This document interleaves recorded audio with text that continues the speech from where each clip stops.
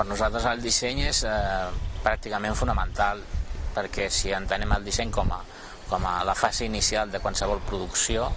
llavors interfereix en el resultat final de qualsevol producte. I en aquest sentit, com que nosaltres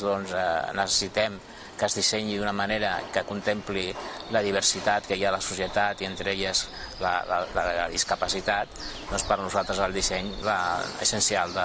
d'una necessitat bàsica, diguéssim. O sigui que pràcticament el disseny per nosaltres és el ser o no ser, en el sentit de tenir o no tenir les mateixes oportunitats que la resta, perquè és el que facilita que ens integrem amb un bon disseny a la societat. O sigui que és un intangible, perquè queda amagat. Quan aquestes necessitats no emergien, no estaven presents a la societat, el disseny no contemplava aquesta diversitat humana. Quan aquesta diversitat humana s'ha posat de manifest i cada vegada ha anat guanyant espais i protagonisme social, doncs el disseny, ara per ara, una part del disseny sí que fa les coses ja, diguéssim, pensant en l'ús final que tindrà i per tant també amb aquesta necessitat universal de pensar en tothom. I al final el disseny forma part de la possibilitat de que puguem exercir els drets de les persones amb discapacitat en aquest cas, però que, com he dit abans, el que nosaltres puguem exercir els nostres drets fa que la societat sigui millor. Els criteris que ha de contemplar el disseny són els que s'estableixen a través del disseny universal. Un bon exemple del disseny, diguéssim, per nosaltres és el disseny que hi ha de l'espai públic, sobretot a la ciutat de Barcelona, que a més ha estat precisament un exemple de construcció compartida entre tècnics, polítics i persones del sector. El transport públic de superfície, és a dir, els autobusos,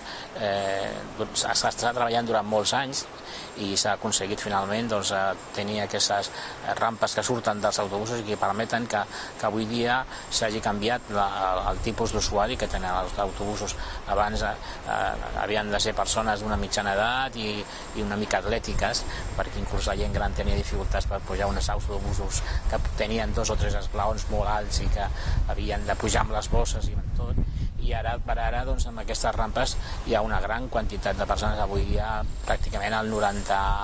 i tantos % de la població pot utilitzar aquestes rampes,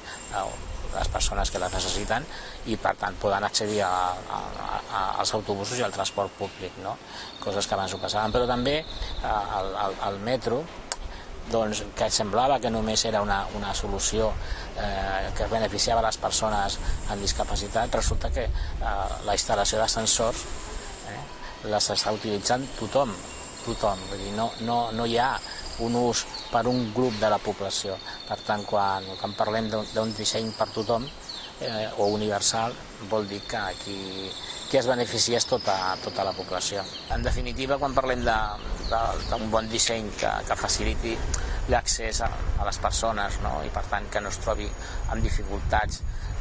tant pel que fa a l'arquitectura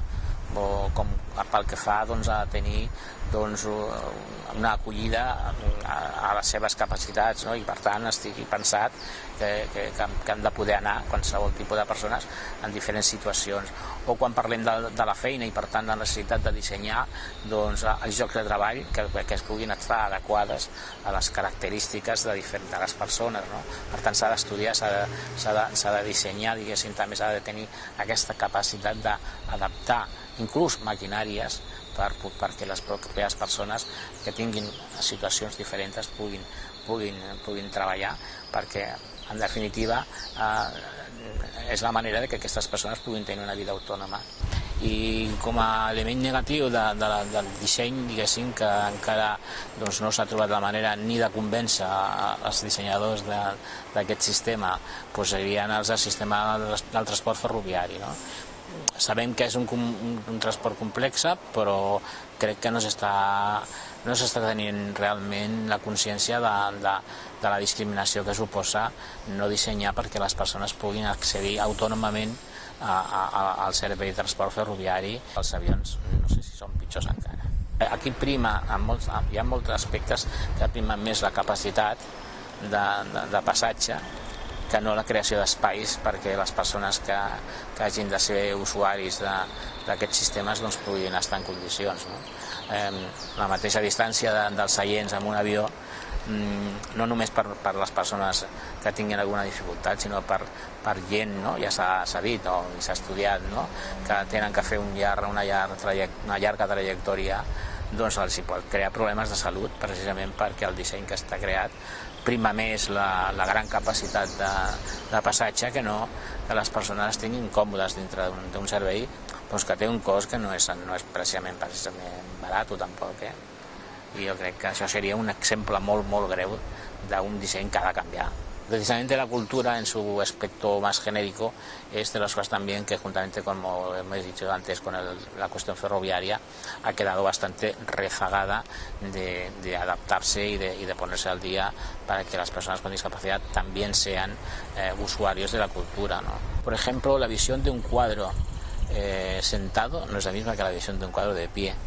La distancia que tú tienes que tomar para que no te reflejen las luces de la otra parte de la sala del museo no es lo mismo sentado que de pie, porque yo tengo que ir desplazándome de un lado al otro del cuadro para acabar evitando las luces y poder ver realmente las figuras, los colores que hay en ese cuadro, Es decir, hay mucho que estudiar todavía en cultura para que esto esté al alcance de todo el mundo, Y es donde menos se ha investigado y donde menos se ha aplicado, yo supongo porque a lo mejor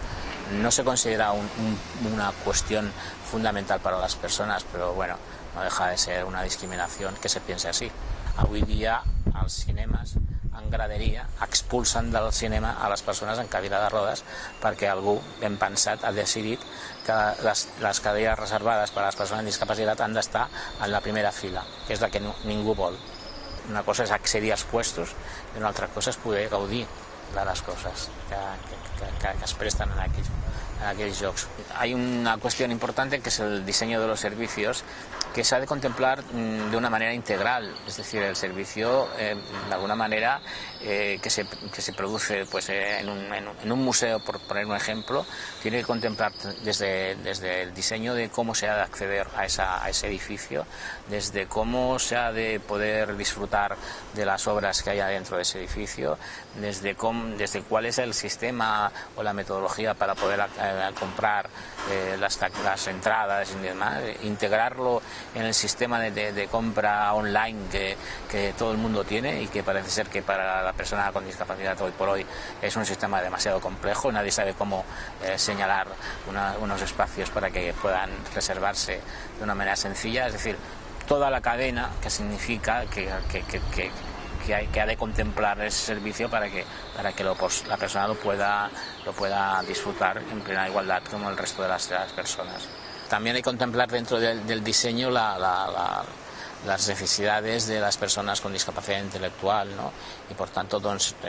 introducir la accesibilidad y así para poder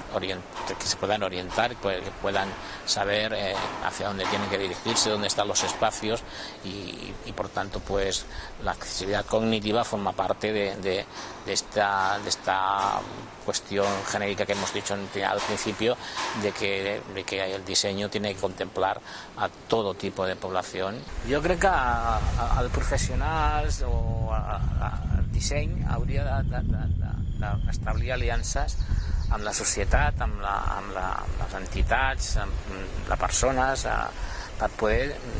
captar, diguéssim, allò que s'està dissenyant, com es podrà utilitzar, diguéssim, quines dificultats tindrem per poder-les gaudir. I aquesta aliança és la fonamental per construir models de tot tipus, de qualsevol cosa, que puguin ser útils. Quan diem que volem participar en la construcció de les coses o volem participar en el disseny inicial de les coses. Nosaltres volem tenir veu quan es dibuixa la cosa, perquè a lo millor no és que tinguem la capacitat tècnica per dir, però sí que podem tenir la part pràctica de a què necessitarem que ens resolgui a través d'aquest disseny, i per tant això és molt important per nosaltres.